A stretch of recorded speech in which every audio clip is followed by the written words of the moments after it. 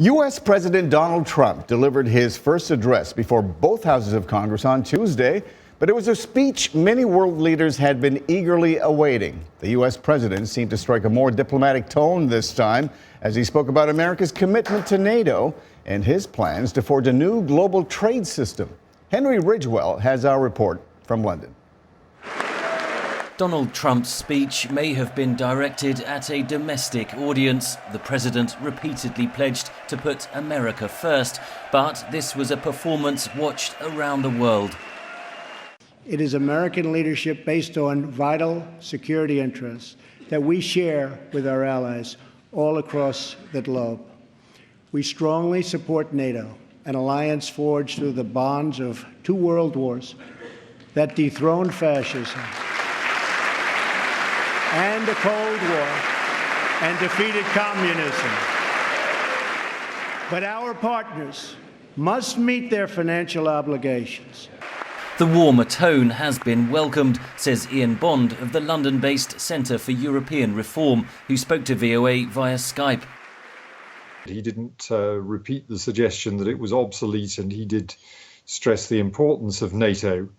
But underneath that, he's still talking in terms of NATO countries paying their bills, as though, America is a kind of bodyguard service. And for more reaction on the president's speech to Congress, we are joined here in Washington by VOA Congressional correspondent Katherine Gypson, along with VOA senior correspondent Steve Herman, now White House bureau chief. Steve, congratulations, first of all, on the new gig. It's a very interesting time to be covering the White House. Now, you've covered a number of Donald Trump's speeches. How did this one strike you? Did he get the tone right?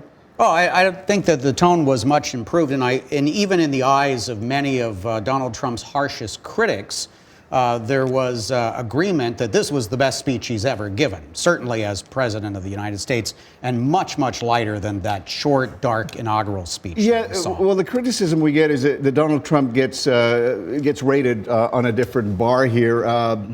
Sure, there was a big difference between the tone of both speeches, but in terms of messaging, it was exactly the same, wasn't it? Certainly, but I think it was coded much brighter, and that made a difference to people beyond his core base. And he wasn't ad-libbing either.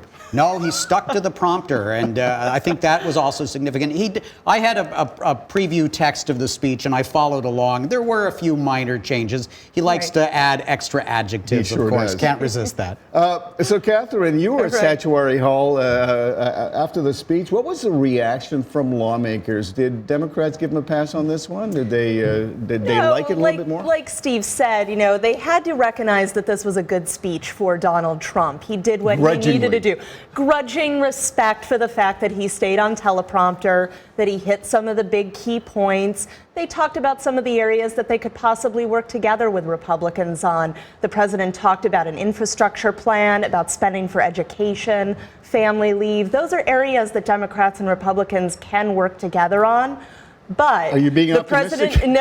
But then the president ended his speech by looking over at the Democratic side of the room and saying that it was time to stop the focus on trivial things. That's right. So again, Democrats didn't like that. They said, hey, Republicans are the ones in power. They're the ones who need to lead by example. But Steve, if this was a speech that was meant to unify the country, not just his base, but all Americans, did Donald Trump succeed? I think he tried. And there is such a wide gap between the Democrats and Republicans. And the fact that the Republicans control both houses of the Congress, as Katherine said, makes all the difference for them to push forward their agenda.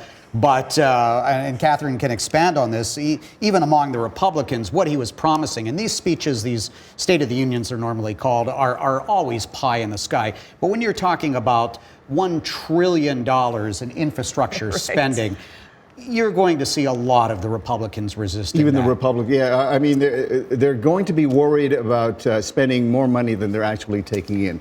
But Katherine, I guess, unfortunately for the president, if he was hoping to gain any kind of momentum from this speech, that was sort of overridden by new events happening in the U.S., I suppose the Trump campaign Russia connection. That's right. What can you tell us about that?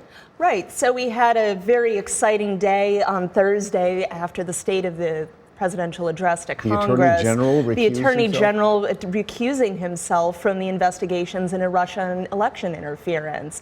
And that was after a lot of outcry on the part of congressional Democrats who were pushing and pushing not only for him to recuse himself, but to resign. And even though he did that, they're still pushing for that resignation.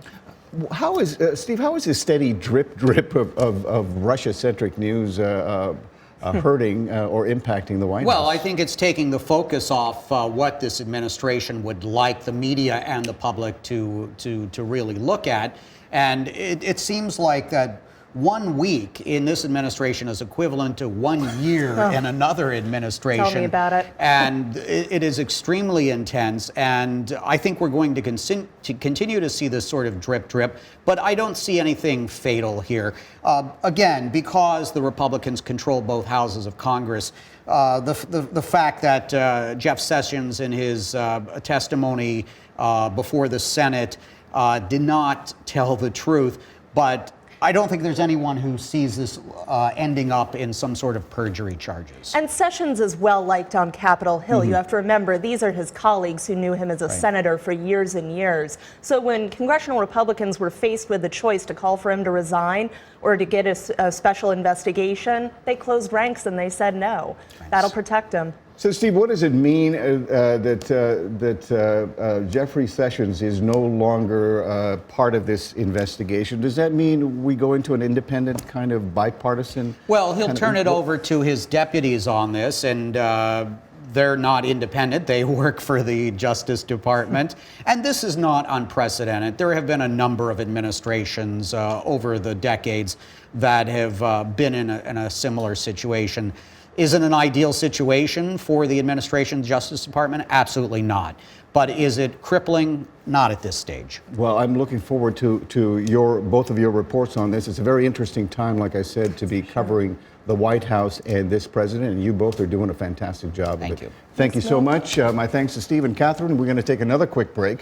But when we come back, we'll take you aboard a U.S. aircraft carrier with VOA correspondent Carla Babb as the Trump administration ponders a new strategy against Islamic State. And just a reminder, we want to hear from you. Share your thoughts, questions, and comments on our Facebook page. The address is VOA The Correspondents. We'll be right back.